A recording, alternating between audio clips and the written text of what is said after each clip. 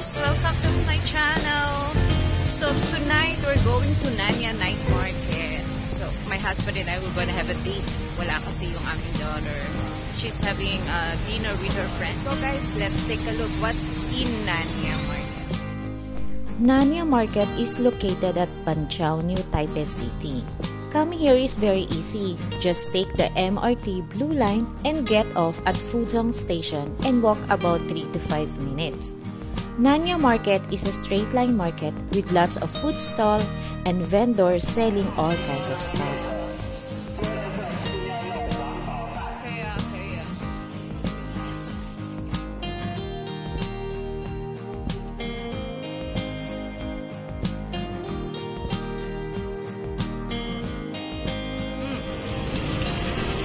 It's sweet. Ayan, may sago. Sarap. Oh, the Taiwanese candy. Tanguro.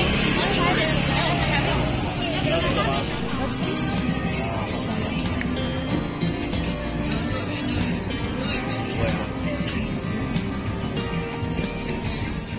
And guys, naghahanap kami ng ng something nakakaiba.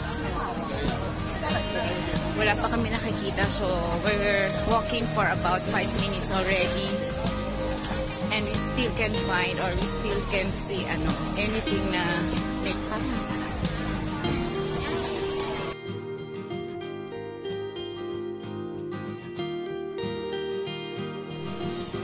Huh? Crab stick.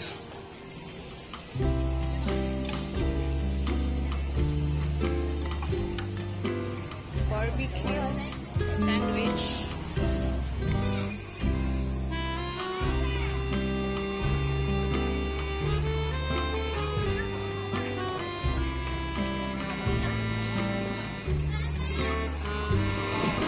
And first na binili ko is donut with black sesame.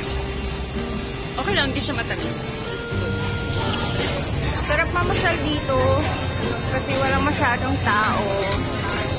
Yan, makakapamili ka talaga ng kakainin mo. Hindi ka makikipagsiksikan unlike sa ibang night market, masyadong madaming tao. So, they have noodles with shrimp.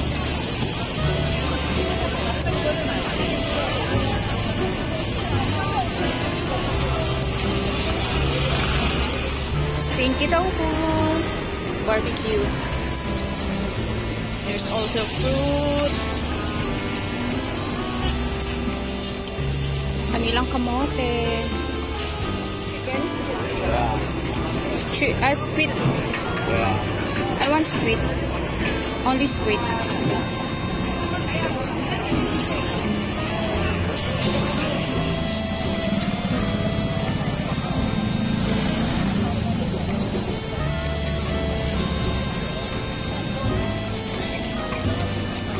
Yung lasa, no taste. Luge, 120. Walang lasa. Dumpling. Ito ay favorite niya.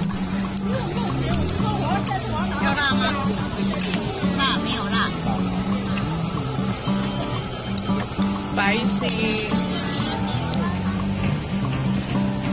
Eating dumplings, pinit, con chicken,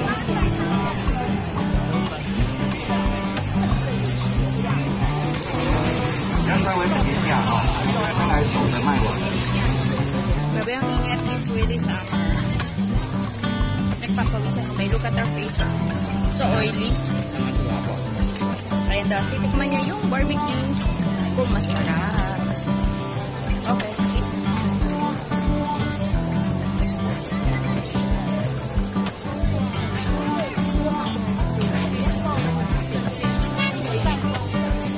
Sarap. Good.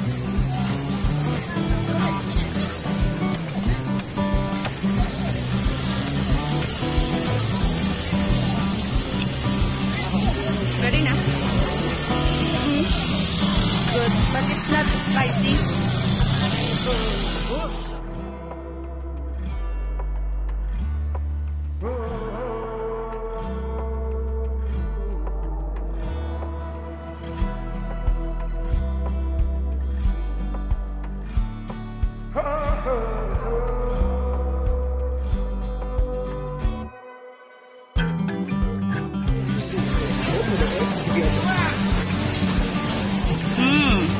It's good.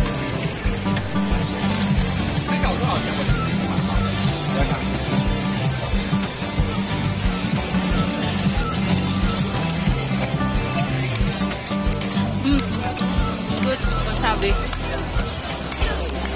But it's salty. Parang walang perfect. Parang walang na perfect is mga pinagpili namin. Pero okay naman siya. Okay daw.